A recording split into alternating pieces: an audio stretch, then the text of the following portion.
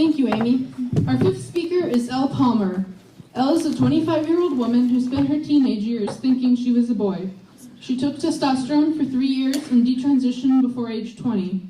She now speaks about the harms of childhood transition on herself and others. Please join me in welcoming Elle.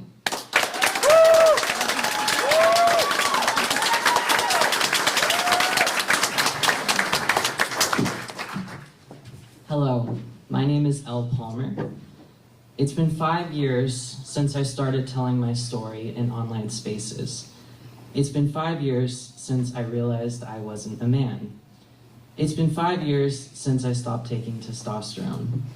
And it's been 5 years since my transition from female to male ended and my detransition began.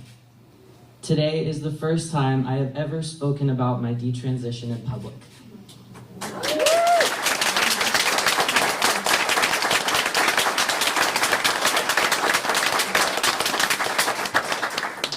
I'm incredibly honored to share this podium with intelligent, well-spoken women and all the people in this room making the world a better place for women and girls everywhere. I think this is the perfect venue to speak about my detransition for the first time. I believe that as I tell the story of my life, every woman here will resonate with at least one thing that I've been through. To everyone that got me up on this stage and gave me the courage to speak here today, thank you.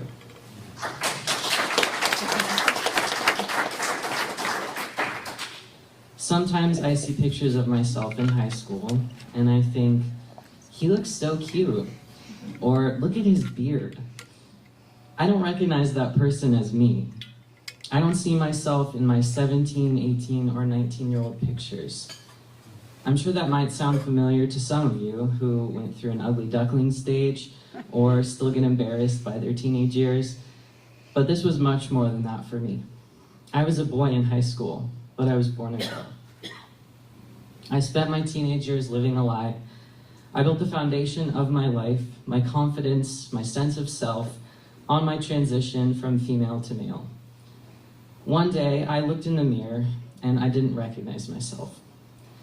I had a receding hairline, a neck beard, chest hair, shoulders broader than my narrow hips, and a face that was so masculine everyone thought I was male. When I told my friends I was a trans man, they thought I was joking. The doctor that kept tabs on my health during my transition was more excited to further my transition than I was. Every time I saw him, he'd expectantly turn his glare on me and ask if I called that surgeon in Denver. He was increasingly assertive with his demand, I want you to get a hysterectomy as soon as possible. I was 18. After 3 years of testosterone, the only boxes I had left to check were a mastectomy, a hysterectomy, and if I took it to the final step that not every transgender person ends up getting, bottom surgery. Yes, I planned on removing everything that reminded me of my old female self and becoming the ideal male. But in front of the mirror, when my clothes came off, it was obvious that I was just a man trapped in a woman's body. So why was I so adamantly against being female? Why did I want to rid myself of my female body that was perfectly normal, functional, and caused me no physical pain? Well, I did feel pain, but it was all in my head.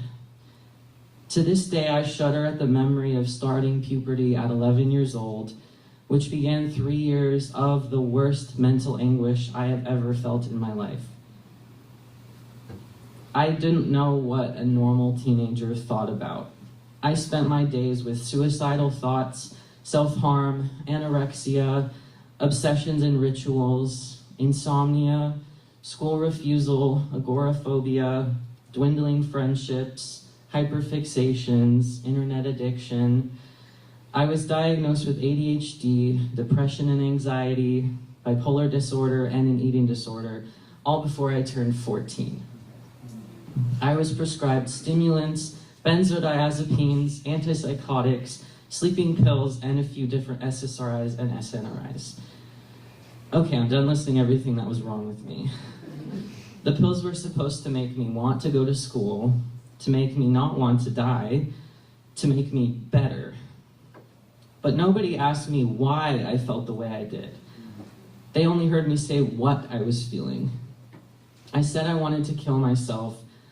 I didn't say it's because an older man I met playing my favorite video game told me he wanted to see me naked when I was just 11, or because a man in his 20s sent me dick pics when I was 14. I said I was starving myself.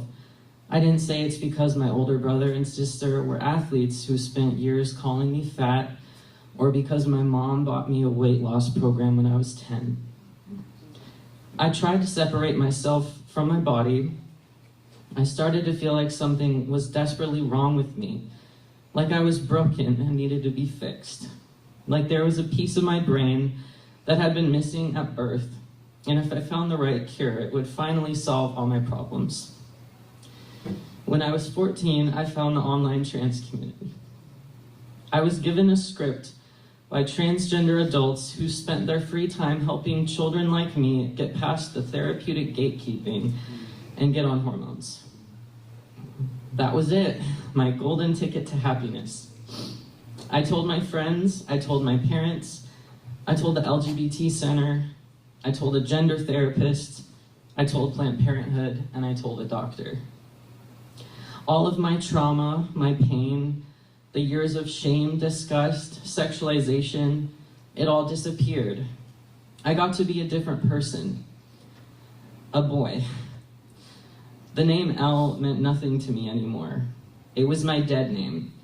I was and always had been Luke, and I was never going to change my mind. Then I changed my mind. When I was 19, I stopped taking testosterone. At the time, I told myself it was because I was going bald. But in reality, I had spent the last year of my life daydreaming about going back in time and growing up as a normal woman who had never gone through transition. Wishing I had never taken testosterone. I was not even out of my teenage years, but I was already regretting the identity I had told everyone I would live as for the rest of my life.